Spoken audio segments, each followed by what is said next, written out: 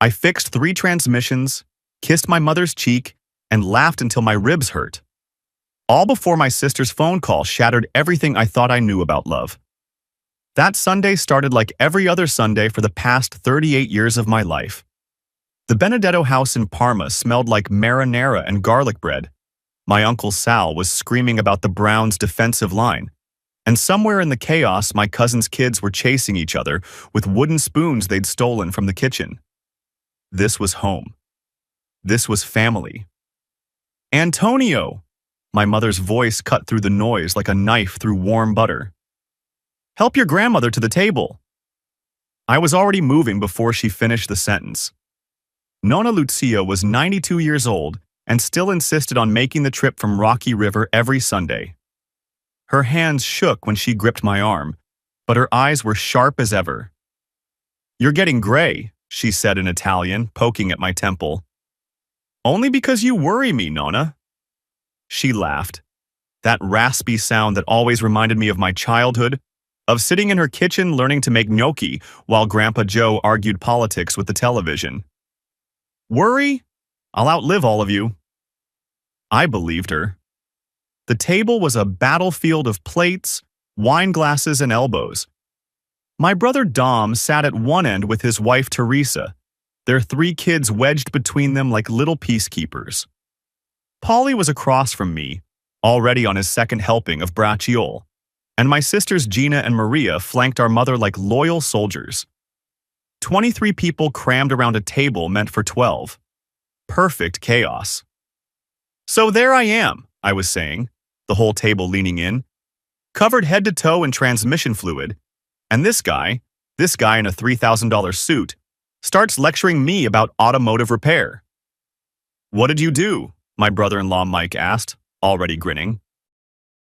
I looked him dead in the eye and said, "Sir, the only thing I know for certain is that your BMW is now leaking from a hole that definitely wasn't there when you brought it in."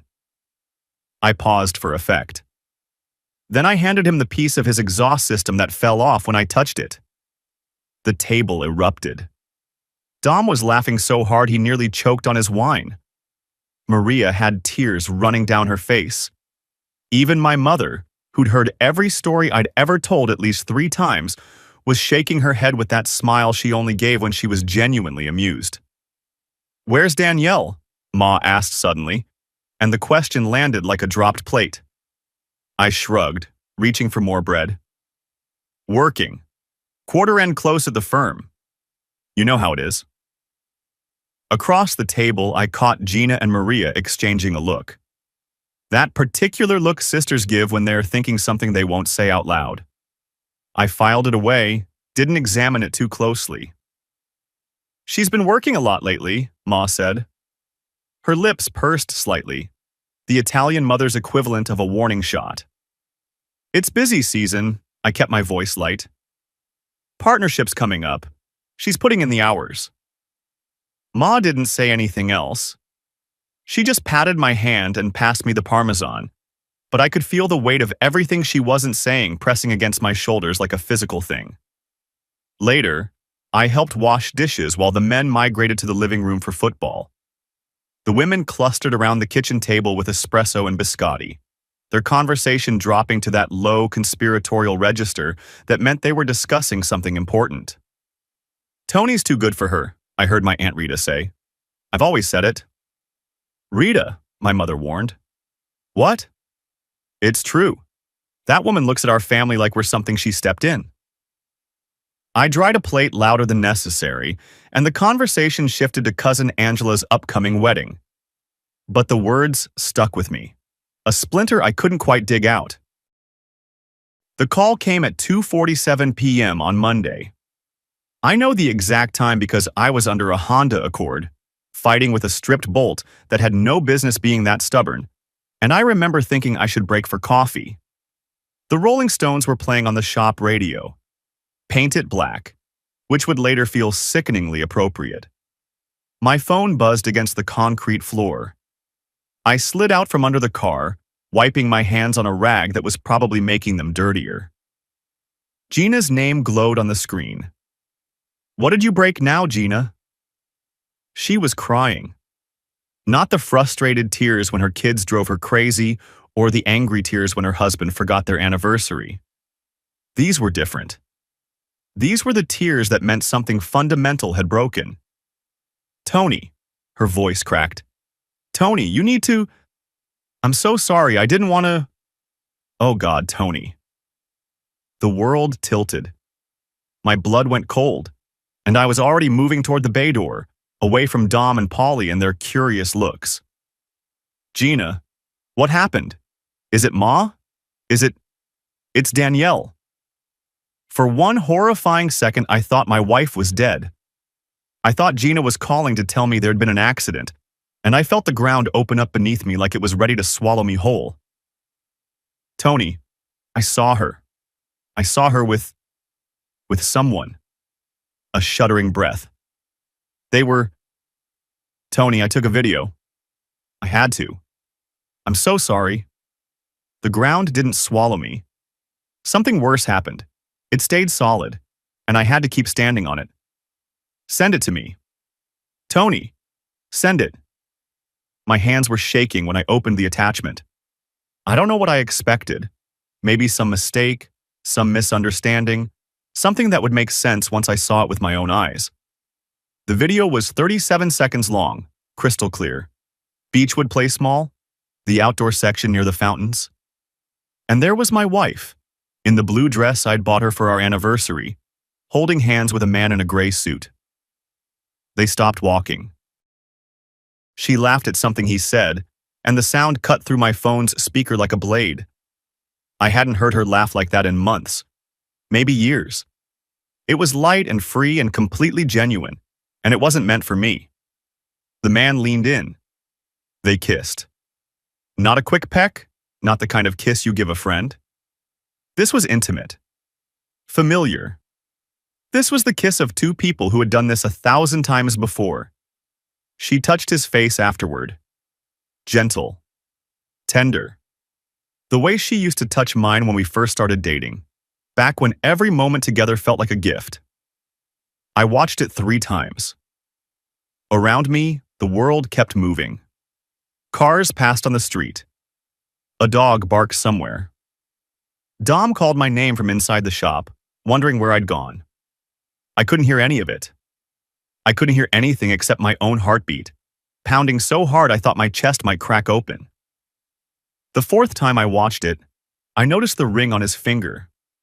A wedding band, catching the light when he reached for her hand. I drove to my mother's house. I don't remember the drive itself, just suddenly being there, standing on the porch where I'd stood 1,000 times before, unable to make my hand knock on the door. Ma opened it anyway. Of course she did. She always knew when one of her children was hurting, could feel it across town like some kind of maternal sonar. Antonio. Her face shifted instantly from surprise to alarm. What happened? Tell me. I couldn't speak. I just held out my phone. She watched the video. Her face hardened into something ancient and fierce. The face of a mother whose child has been wounded. When it ended, she handed the phone back to me, and her voice came out quiet and cold. That woman. I finally found my voice. How long? You don't know? I don't know anything. She cupped my face in her hands, the same hands that had bandaged my scraped knees and made my favorite cookies, and held me when my father died 3 years ago. You go home. You find out. Then you come back here. She kissed my forehead the way she had when I was small and afraid of thunderstorms. You are a Benedetto. Remember that. We do not break. As I turned to leave, she added quietly, almost to herself. Your father always said there was something cold behind her eyes. The drive home was torture. 12 years of memories flooded my mind like a dam had burst. Our wedding at St. Rocco's Church, Danielle, in white, looking at me like I was the only person in the world. The house we bought in Lakewood, where I'd spent 3 weekends tearing out the old bathroom and building her the spa-style retreat she wanted. The baby we lost 5 years ago, the one we never talked about, The grief that sat between us like a stone neither of us could lift. How she'd changed after that. Distant. Focused on her career, I told everyone who asked. I made excuses for her constantly. She's tired, work is stressful. She shows love differently. When had I become a fool? I pulled into the driveway behind her car. She was home early. Some part of me had hoped she wouldn't be, had hoped for more time to figure out what to say, how to say it. The kitchen smelled like rosemary. She was making something complicated from one of those cookbooks she'd bought and never used until recently. A glass of wine sat on the counter. A good bottle, one we'd been saving. She was humming. That detail hit me harder than anything else. She was humming while my world was ending. She was happy, genuinely happy, and it had nothing to do with me. Who is he? She startled, spinning around. The wooden spoon in her hand dripped sauce onto the floor. I watched her face as she processed my expression, watched the color drain from her cheeks like water from a sink. What? Who are you? I held up my phone, pressed play. Turned the volume up so she could hear her own laugh echo through the kitchen we'd designed together. The kitchen where we'd planned to raise children. The kitchen that now felt like a crime scene. Tony, I can explain. Who is he? My voice didn't sound like my voice. The neighbors later told investigators they heard it 2 houses down. At that moment, I didn't care. I didn't care about anything except the answer to that question. She reached for me. My wife of 12 years reached for me, and I recoiled so violently I hit the wall behind me. My fist went through the drywall, not aiming for her, never aiming for her, but needing to hit something, or I was going to come apart at the seams. Blood welled from my knuckles. I didn't feel it. 12 years, Danielle. My voice broke. 12 years I've been building a life for us. And then I was crying. Not the dignified tears you see in movies, not a single manly drop rolling down a stoic cheek. I was sobbing. Ugly, broken sobs that tore themselves from my chest like they were alive and desperate to escape. I loved you. I loved you so much. I slid down the wall, sat on the cold tile floor, my ruined hand bleeding onto the grout we'd picked out together. I thought we were a family. I thought, God, I wanted children with you. I begged you for children. She moved toward me again, and I jerked away like she was on fire. No, don't you dare touch me with those hands. My voice dropped to something worse than yelling. Quiet. Dead. The voice of a man watching his own funeral. Who is he? She stood there, arms wrapped around herself, mascara running down her cheeks. Good, I thought viciously. Let her hurt. His name is Derek Lawson. He's a senior manager at the firm. The words hung in the air between us like smoke. How long? She hesitated. How long, Danielle? 14 months. 14 months. I did the math even as my brain screamed at me to stop, to not make it worse. Our 10th anniversary trip to Niagara Falls was 11 months ago. She'd already been sleeping with him when I booked the hotel, when I surprised her with the balcony suite overlooking the falls, when she let me hold her and told me she loved me, and I believed every single word. I stood up, wiped my face with my sleeve.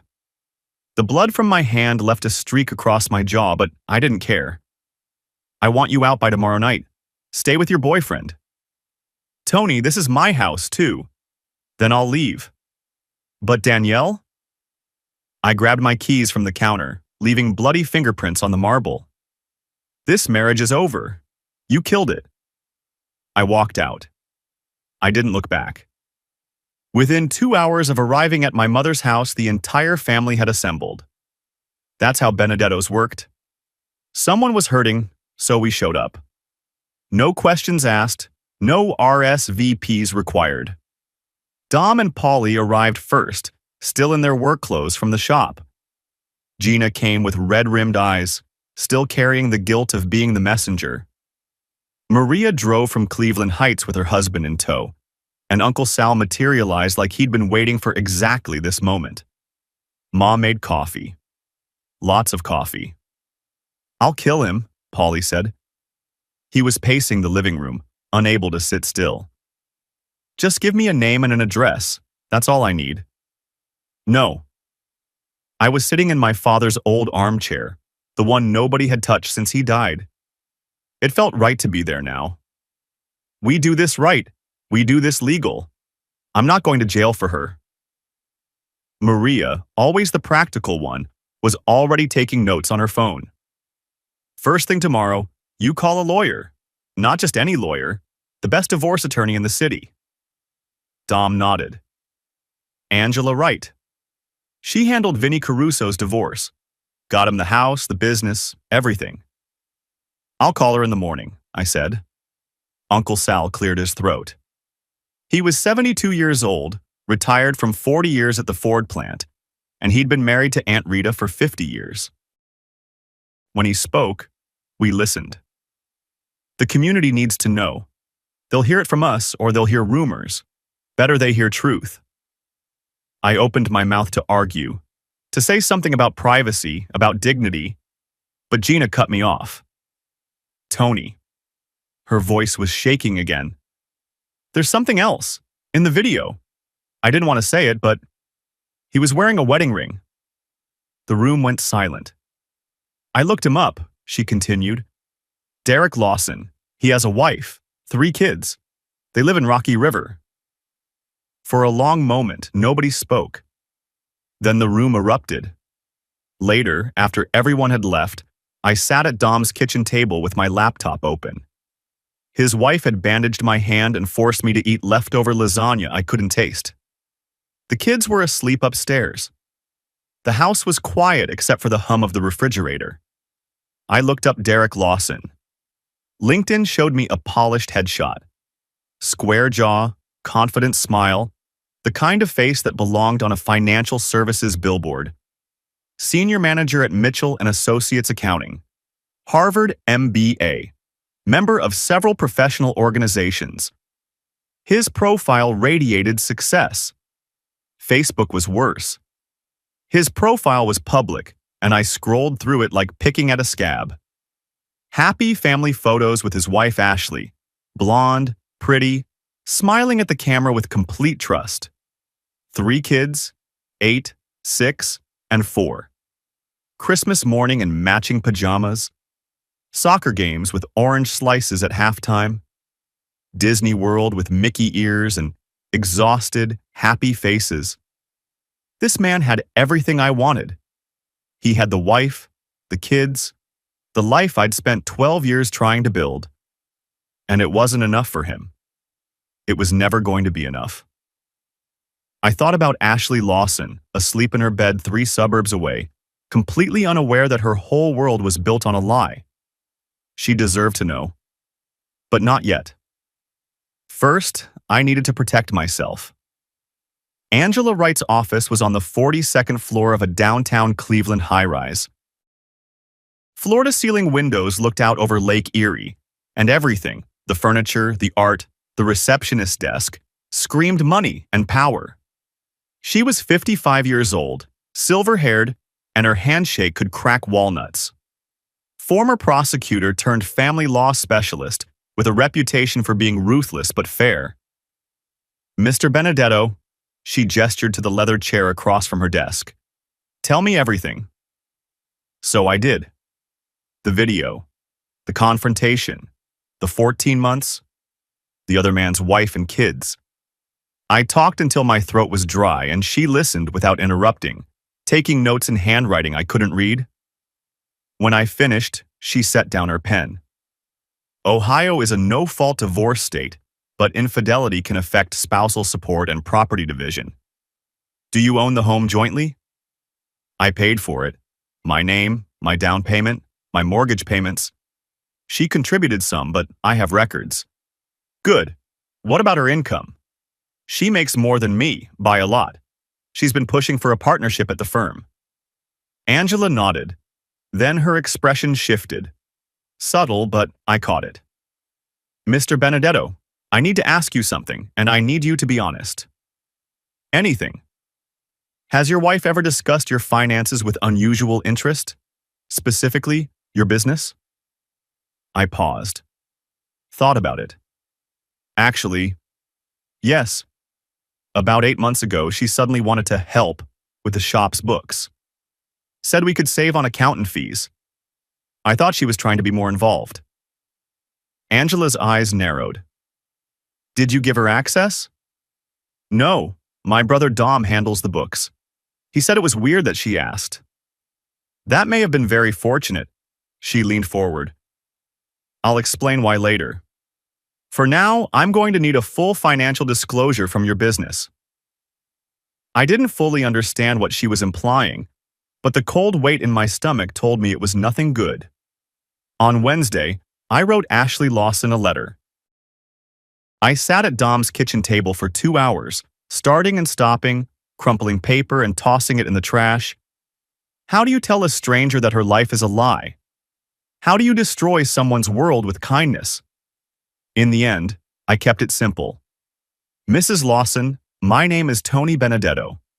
I am married to Danielle Benedetto, née Harper. I recently discovered that our spouses have been engaged in an affair for approximately 14 months. I am informing you because I believe you deserve to know the truth as I did. I have video evidence if you require proof. I'm sorry to be the one to tell you this. I know this will change your life. It changed mine. I included my phone number, signed my name, mailed it certified, signature required. I didn't tell anyone I was doing this, not even my family. This felt like something I needed to do alone. Thursday morning, I returned to the house to find Danielle's car in the driveway. She wasn't supposed to be there. She was supposed to be gone, staying at a hotel because, as I later learned, Derek wouldn't let her stay with him. Too risky, he'd said. Think of his family. I walked in to find her standing in the living room with a man in a cheap suit and an expensive briefcase. Tony. Her voice was different now, harder, more professional. This is Robert Blackwell, my attorney. The attorney stepped forward, hand extended. I didn't take it. Mr. Benedetto, my client is seeking equitable distribution of all marital assets, including 50% of the value of Benedetto and Sons Auto Repair. I laughed. Actually laughed, a sound that surprised even me. The business is my father's. It was in the family for 40 years before I married her. It's protected. Danielle's composure cracked slightly. I've been supporting this household while you played mechanic with your brothers. I have a right to... Supporting the household? I cut her off. With my father's Social Security we refused? With the inheritance from my grandmother we invested? With the income from my business? I turned to her lawyer, keeping my voice calm even as my heart pounded. You can talk to Angela Wright. Get out of my house. They left. Danielle shot me one last look, something between anger and desperation, but I was already pulling out my phone to call Angela. That night, she called me back with news that made my blood run cold. I had my forensic accountant look at something. Your sister-in-law mentioned that Danielle was very interested in the shop's client list. Yeah, Dom mentioned that too. Tony, Derek Lawson's firm handles accounting for small businesses, including auto repair shops. She paused. If Danielle had gotten access to your books and client list, the realization hit me like a punch to the gut. She was going to steal our clients. Or worse, she could have created financial problems that would have justified her taking half of a failing business. I've seen it before. I sat in the dark for a long time after that call. The woman I'd loved, the woman I'd built a life with, hadn't just betrayed me. She'd been planning to destroy everything my family had built for 2 generations. The following Sunday, I walked into my mother's house expecting the usual chaos. What I found was something else entirely. Every seat was taken. Every seat at the table, every spot on the couch, every folding chair we owned and several we'd borrowed. Extended family I only saw at weddings and funerals. Neighbors who'd known me since I was in diapers. Friends from high school, from the shop, from church. Father DiMaggio was there, sitting in the corner with a cup of coffee and a plate of cookies, looking like he belonged. What? I couldn't finish the sentence. My mother appeared at my side, taking my arm. This is what family means, Antonio. You don't have to ask. The evening was overwhelming in the best possible way. People hugged me. They told me stories about their own divorces, their own heartbreaks, their own survivals. They pressed food into my hands and money into my pockets, which I tried to refuse and ultimately couldn't. They loved me, loudly and without reservation. I learned later that word had spread fast. Danielle had been removed from the St. Anne's Society at church. The gym she used, owned by a cousin I barely knew, had canceled her membership. The dry cleaner she'd used for years suddenly couldn't fit her into their schedule. Restaurant after restaurant found themselves fully booked whenever she called. The community had made its judgment, and Danielle Harper was officially out. I found my mother in the kitchen, refilling coffee cups. "Ma, this feels mean. I don't want to destroy her." She stopped what she was doing and looked at me with those dark eyes that had seen everything. Wars and babies and deaths and resurrections. "You're not destroying her, Antonio. She destroyed herself. We're just not pretending otherwise." I never spoke ill of Danielle publicly. Not once. I think that made people respect me more, somehow. I refused to be the bitter ex-husband, refused to add fuel to the fire consuming her reputation. But I also didn't stop it from burning. The call from Ashley Lawson came on a Friday evening, 2 weeks after I'd mailed the letter. I was closing up the shop alone, the smell of motor oil and metal familiar and comforting. The phone rang with an unknown number, Rocky River area code. "Is this Tony Benedetto?" Her voice was hollow. I recognized the sound immediately, the particular emptiness that comes from crying until there's nothing left. "Yes." "This is Ashley Lawson," a shaking breath.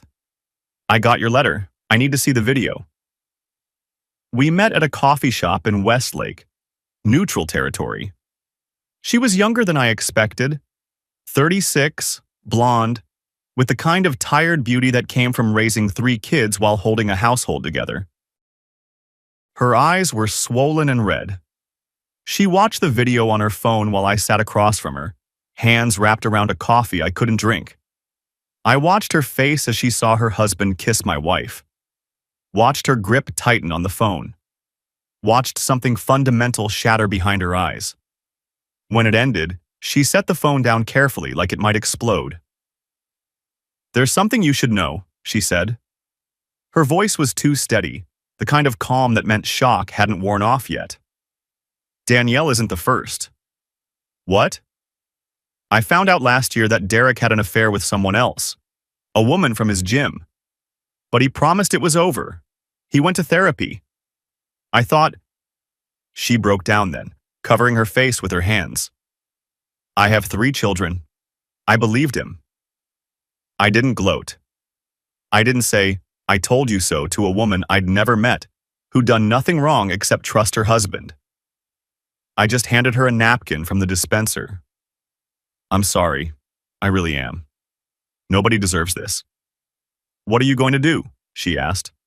"Get divorced. Move on. Build a life without her." "I don't know if I can do that." Her voice cracked. "The kids, that's your choice. But Ashley—" I waited until she looked at me. "You deserve better than a man who lies to you while you raise his children." She nodded slowly. Then, almost as an afterthought, "Derek has been nervous lately. More than when I confronted him last year. I think something else is going on." I filed that away. Derek Lawson's world crumbled in slow motion. Ashley confronted him.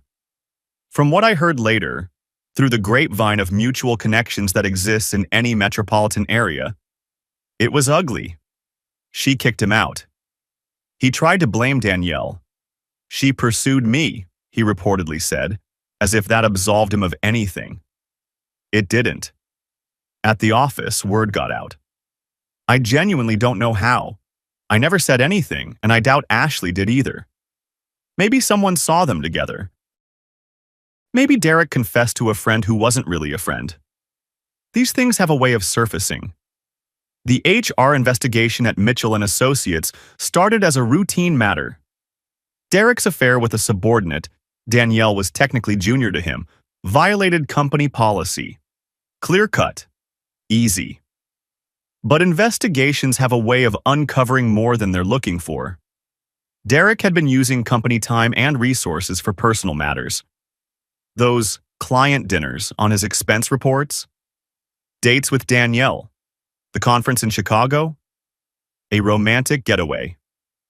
He'd been manipulating project assignments to keep her on his team, giving her favorable reviews she may or may not have deserved. This wasn't just an affair. It was fraud. Derek Lawson was terminated, escorted from the building with a cardboard box. 15 years at the firm, gone in an afternoon. Danielle wasn't fired. Technically, she was the subordinate, the victim in HR's eyes. But she was moved to a different team, and her reputation was destroyed. The partnership she'd been gunning for? Gone. Senior partners don't want scandal attached to their names. She was given a choice: resign quietly or be managed out over the next 6 months. She resigned. 1 month after discovery, Danielle came to the shop. It was evening. I was closing up alone, had sent Dom and Polly home early because we'd finished the day's work. The radio was playing something soft. I don't remember what.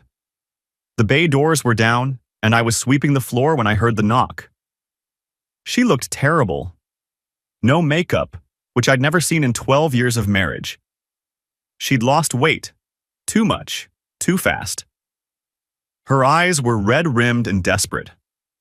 "Tony, please, can we talk?" I didn't tell her to leave. I didn't invite her in either. I just set the broom against the wall and waited. "I made a terrible mistake," she said, and her voice cracked on the last word. He made me feel seen. "You were always so busy with the family, with the shop, with everyone else. I felt invisible." "You felt invisible."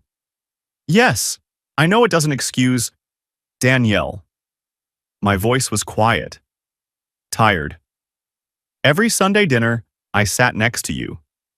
I held your hand in front of my whole family. I introduced you to every person who walked in as my beautiful wife. When did I ever make you invisible?" She couldn't answer. "You know what I think?" I leaned against my father's workbench, the same one where he'd taught me to change my first spark plug at 7 years old. "I think you were never happy. Not with me. Not with this life. You wanted something else. Something bigger, richer, more impressive than a mechanic from Parma. That's not... You used to make fun of my family. They're so loud. Do they have to hug everyone? Why do we have to go every Sunday? I was just... You were embarrassed by me, by us." I met her eyes. "And Derek? Derek wears suits. Derek has an office with a view.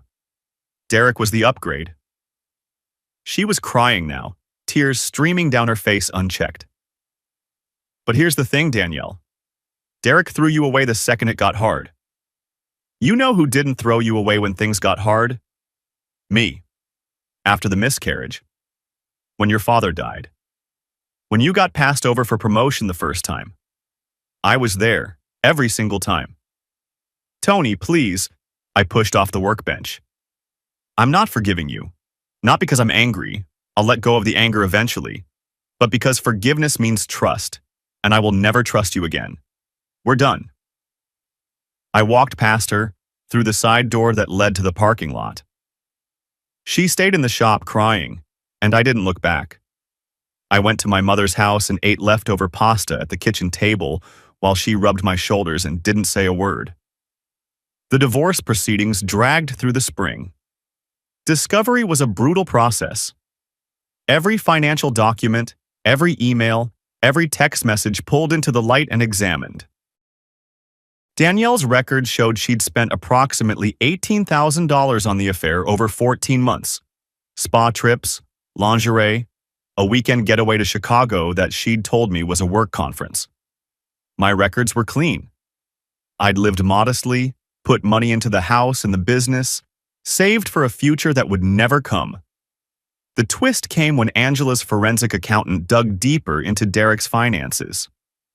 "Why would Danielle pay for the hotels?" Angela asked me during one of our sessions. "Derek makes more money than she does." Further digging revealed the answer. Derek had a gambling problem. Online poker mostly, but also trips to casinos that his wife didn't know about. He was in debt, significant debt, and Danielle had been helping him manage it. She wasn't just his lover, she was bankrolling him. Mediation failed spectacularly. Danielle wanted half of everything: the house equity, my retirement accounts, and alimony because her career had been damaged by the divorce publicity. As if she hadn't damaged it herself. Angela was surgical in her response. She documented Danielle's dissipation of marital assets. She showed that the house down payment came from my inheritance, separate property.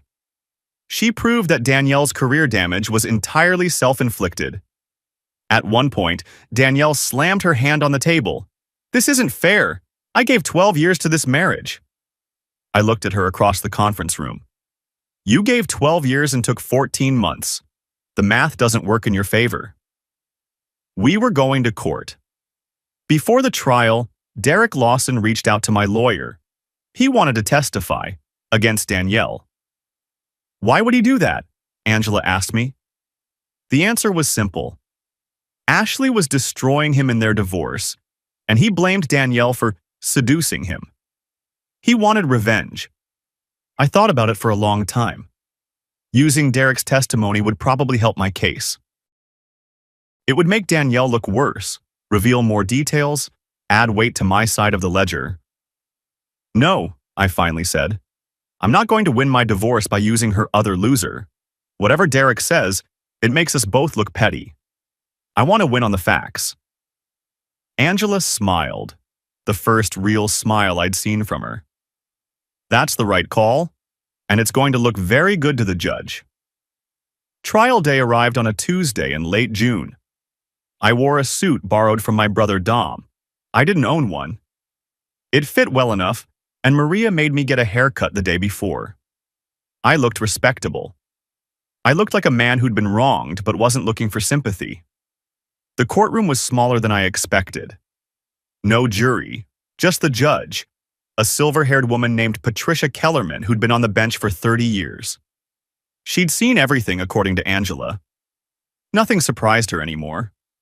When I took the stand, I told the truth. Simply, without embellishment. I described finding out, the confrontation, the devastation. I didn't cry. I'd done enough crying in private, but I didn't hide the emotion in my voice either.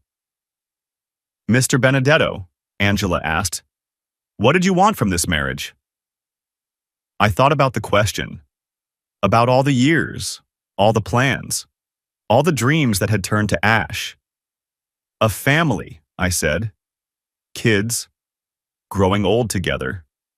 Sitting on the porch when we were 80, complaining about our joints and bragging about our grandchildren. That's all I ever wanted." The courtroom was silent. I could feel eyes on me, the judge, the attorneys, the court reporter, and Danielle, who wouldn't meet my gaze. Her testimony was painful to watch.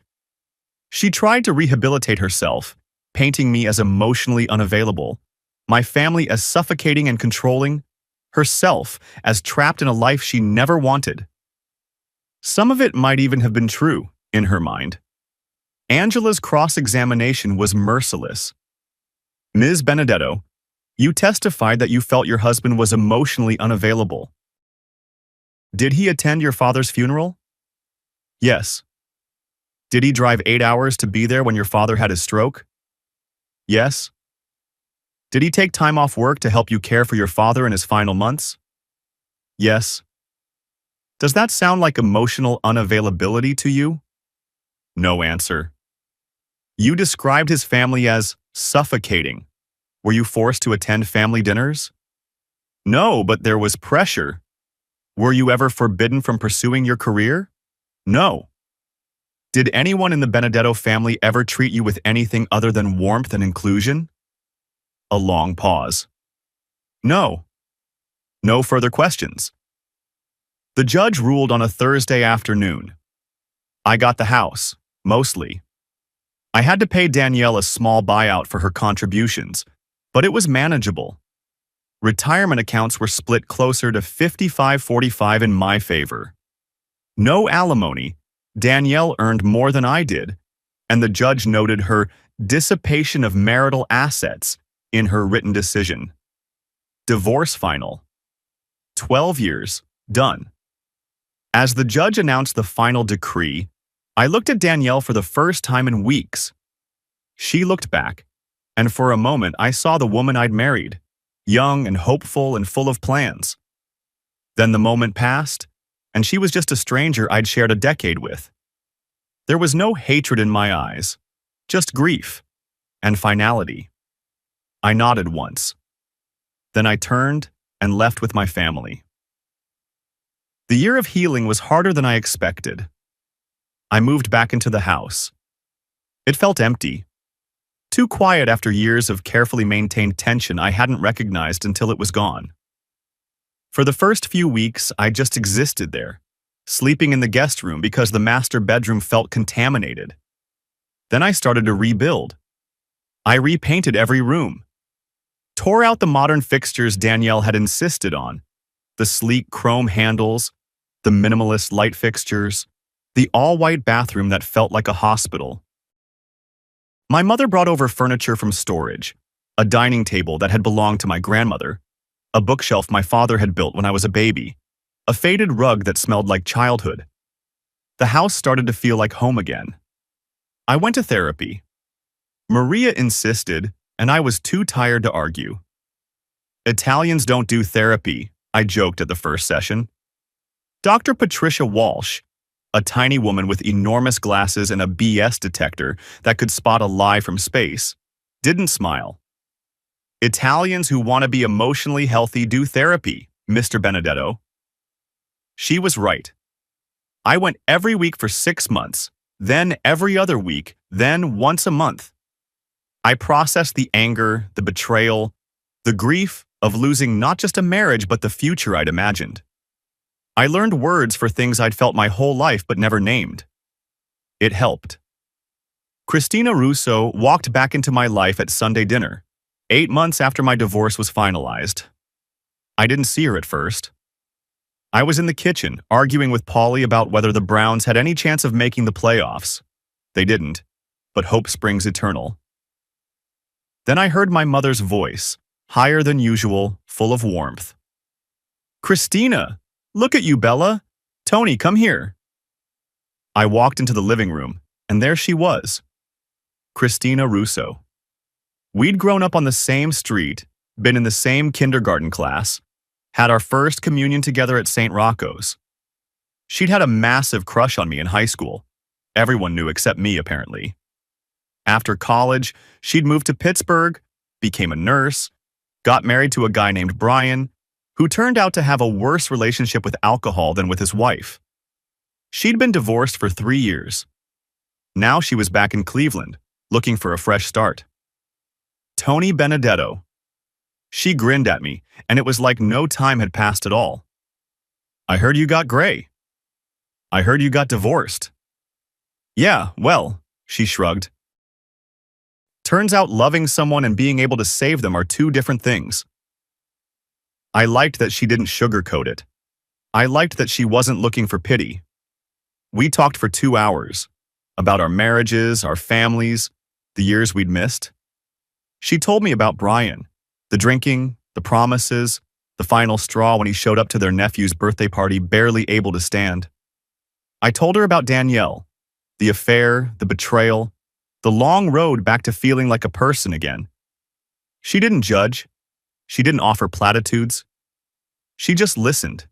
And when I was done, she said, "Well, that sucks." I laughed for the first time in months. A real laugh, not the performative kind I'd been faking at family gatherings. We became friends. Real friends. Coffee on Saturday mornings. Movies on Thursday nights. Helping each other with home repairs. She was better at plumbing than I was, which bruised my male ego in a way that made her laugh. My family watched hopefully, but didn't push. Much. 6 months later, we were watching a football game at my house. The Browns were losing, of course they were, and we were arguing about whether to switch to the Guardians game instead. Christina was gesturing with her beer bottle, making her case for baseball's superior entertainment value, and I was pretending to be scandalized by her betrayal of Cleveland football. Then I looked at her. Really looked. She had sauce on her chin from the wings we'd ordered. Her hair was pulled back in a messy ponytail. She was wearing an ancient sweatshirt that had been mine in college and had somehow migrated to her house weeks ago. She was the most beautiful woman I'd ever seen. "Hey," I said. She stopped mid-argument. "What? You want to get dinner sometime? Like, dinner? Not let's grab food dinner." Her smile started slow and ended up taking over her whole face. "Took you long enough, Benedetto." "What?" "Tony, I've been waiting since I was 15. She leaned over and kissed my cheek. "Yeah, dinner sounds nice." Our first official date was at a nice restaurant downtown. I wore the suit again. She wore a blue dress, a different blue than the one Danielle had worn in the video, but I noticed anyway. I think she might have noticed me noticing, because she squeezed my hand under the table and didn't mention it. We talked about everything and nothing. Our pasts, our hopes, our fears. I told her I didn't know if I was ready for something serious. She told me she wasn't in a rush. "Let's just see what happens," she said. So we did. I proposed on a Sunday because of course I did. We'd been together for 8 months. 8 months of dinners and movies and long conversations on my porch. 8 months of her gradually moving into my life. First a toothbrush, then a drawer, then half my closet reorganized because apparently I'd been hanging my shirts wrong for 38 years. Sunday dinner at my mother's house. The whole family was there. Kids running everywhere, uncles arguing about politics, aunts gossiping in the kitchen. Normal? Perfect. I stood up and cleared my throat. So, I have something to say. The room went quiet. 30 pairs of eyes turned toward me. Christina looked confused, then suspicious, then, as I dropped to one knee, shocked. "Chrissy, you've known me since I was 8 years old and had a stupid bowl cut." Laughter rippled through the room. "You know everything about me, the good and the bad. You've seen me at my worst this past year, and you stayed." Her eyes were filling with tears. The good kind. "I'm not asking you to fix me or complete me or whatever. I'm asking you to be my partner, to build something real with me." I pulled out the ring, my grandmother's ring, which my mother had given me the week before with tears streaming down her face. "Will you marry me?" "Yes." She was laughing and crying at the same time. "Obviously, yes, you idiot." The room erupted. My mother was sobbing. Polly was cheering. Somewhere, a child screamed with excitement, and someone dropped a plate, and Uncle Sal started a toast that nobody heard because everyone was hugging. Christina pulled me to my feet and kissed me, and I thought, this is it. This is what I was looking for. It was here all along. The wedding was 6 months later. St. Rocco's Church, same as my first wedding, but nothing else was the same. Small ceremony. Family and close friends only. No ice sculptures or imported flowers or 300-person guest lists. Just the people who mattered, packed into the church where I'd been baptized, made my first communion, said goodbye to my father. I was crying before Christina even walked down the aisle. Dom punched my shoulder and told me to get it together, but he was crying too. When I saw her in her dress, simple, elegant, absolutely perfect, I forgot how to breathe. Father DiMaggio performed the ceremony. He'd known me since I was a baby, had watched me grow up, had held my hand through grief and joy and everything in between. "Tony, Christina," he said, "you've both walked through fire to get here. That makes this even more precious." The reception was in my mother's backyard. Homemade food, my cousin's band playing standards, and occasionally switching to Frank Sinatra, kids running wild while the adults danced and ate and celebrated. Christina and I danced to "That's Amore," because of course we did. At one point, I looked around, at my brothers arguing about something stupid, at my mother crying happy tears, at my new wife laughing at something Maria said, and I felt something I hadn't felt in years. Peace. Not the absence of pain. The pain was still there, would probably always be there in some form. But peace anyway, because I'd survived the worst thing that ever happened to me, and I'd come out the other side into something better than I'd ever imagined. 3 years later, the house was chaos. Beautiful, exhausting, perfect chaos. Anthony Jr. was 2 years old and had inherited my mother's stubbornness and Christina's complete lack of volume control. Rosa, named for my mother, obviously, was 6 months old and already had everyone wrapped around her tiny finger. Sunday dinner at our place. The tradition continued. I was holding the baby while stirring sauce with my free hand. Christina was in the living room, arguing with Dom about whether LeBron should have left Cleveland, an argument that had somehow continued for 4 years and showed no signs of resolution. My mother was teaching little Anthony how to make meatballs, which mostly meant watching him smash dough between his fingers and laughing at the mess. Somewhere in the chaos, I caught Christina's eye. She smiled at me, that smile that still made my heart skip, even after 3 years of marriage and 2 kids and countless arguments about dishes and laundry and who forgot to buy milk again. This is it, I thought. This is the life I wanted. I'd gotten it. I ran into Danielle once, about 6 months after Rosa was born, Cleveland Airport. I was picking up Christina's parents, standing near arrivals with a coffee I didn't need and nerves I couldn't explain. Then I saw her, across the terminal, alone, pulling a suitcase behind her. She'd aged. Not badly, just visibly. The years hadn't been kind, or maybe living with the consequences of your choices just shows on your face eventually. She'd left Cleveland after the divorce. Too many memories, too much judgment. Moved to Charlotte, got a job at a smaller firm. Never remarried, according to the grapevine that still connected our circles. Our eyes met for a moment. She looked like she might say something. Her mouth opened, then closed, then opened again. I remembered when that mouth had said, "I do," and meant it, or at least I thought she meant it. I nodded. Not cold, not warm, just acknowledgement. We existed in the same space for a moment. Then we didn't.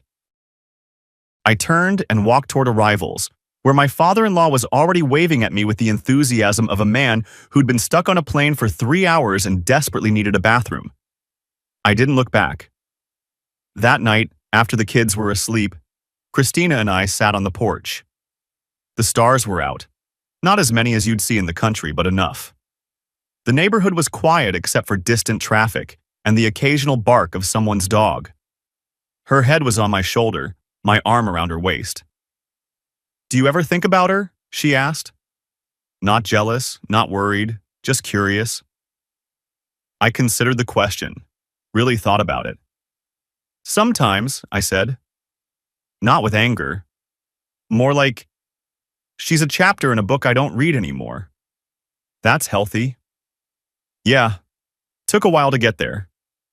I took her hand. Studied her fingers intertwined with mine. The wedding ring I'd put there. The calluses from years of nursing.